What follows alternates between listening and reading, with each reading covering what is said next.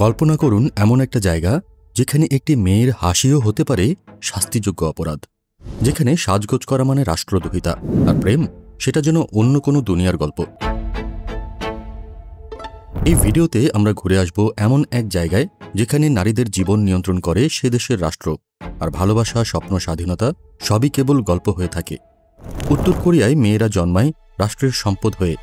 জন্মের পর বাবা মার ভালো আচরণ কিংবা ধর্মীয় শিক্ষা নয়, তাদের শেখানো হয় প্রথম ভালোবাসা দিতে হবে সর্বোচ্চ নেতা কিম জন উনের প্রতি।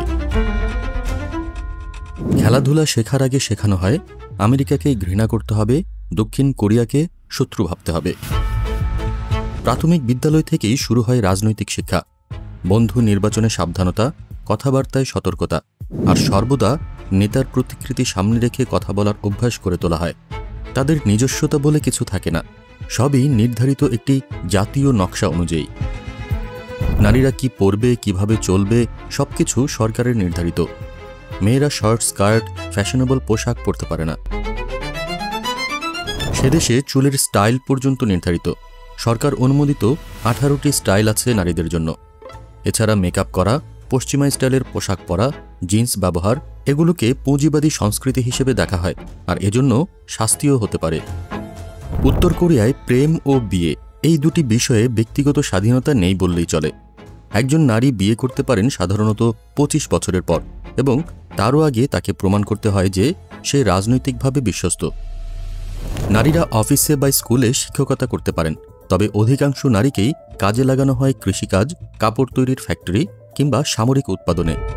সে সকল নারীর বেতন প্রায় নেই বললেই চলে। অনেকেই রেশনের ওপর নির্ভর করে বেঁচে থাকেন। যেসব নারী উচ্চ মাধ্যমিক বা বিশ্ববিদ্যালয়ে পড়েন, তাদের মধ্যে অনেকেই পরবর্তীতে সামরিক বাহিনীতে যোগ দিতে বাধ্য হন। একজন নারী মা হলে আমরা বলি তার জীবনের নতুন অধ্যায় শুরু হয়েছে, কিন্তু উত্তর কোরিয়ায় মা হওয়া মানে আরও বেশি দায়িত্ব, আরও কঠিন জীবন। সন্তান জন্মের পর ছুটি নেই, বিশ্রাম নেই, সুযোগ নেই। তার উপর সরকার চায় সেই শিশু যেন প্রথম হাঁটা শেখার আগেই লিডারের নাম মুখস্থ করে। একজন নারী যদি দক্ষিণ কোরিয়ায় গান শোনেন, সিনেমা দেখেন বা বিদেশি জামা পরেন, তবে তার জন্য অপেক্ষা করে শ্রমশিবির। সেখানে 16 ঘণ্টা পর্যন্ত কাজ করতে হয়, পর্যাপ্ত খাবারের অভাব থাকে, আর প্রায়শই নিগ্রহ ও অপমান ঘটে। অনেক নারী সেসব ক্যাম্প থেকে ফিরেই হারিয়ে যান। তাদের জীবন যেন দুনিয়া ভুলে যাওয়া এক অন্ধকার অধ্যায়। প্রতিদিন বহু নারী চেষ্টা করেন সীমান্ত পেরিয়ে চীনে পালাতে, কিন্তু সেখানেও মুক্তি নেই।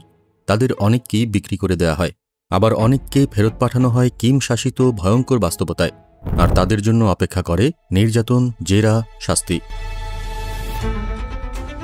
উত্তর কোরিয়ার নারীদের জীবন আমাদের চোখে অদ্ভুত, ভয়ঙ্কর আর অবিশ্বাস্য। তাদের প্রতিদিনের লড়াই কেবল বেঁচে থাকার জন্য, নিজের অস্তিত্ব টিকিয়ে রাখার জন্য। তবে প্রযুক্তির যুগে আসার কথা, ধীরে ধীরে কিছু পরিবর্তন আসছে। নারীরা গোপনে হলেও জ্ঞান অর্জন করছেন, চিন্তা করতে শিখছেন। আপনি যদি মনে করেন সত্য গোপন রাখা উচিত নয়, তাহলে এই ভিডিওটি শেয়ার করুন। কমেন্টে জানান এই বাস্তবতার কোন অংশ আপনার হৃদয়ে সবচেয়ে গভীরভাবে আঘাত করেছে।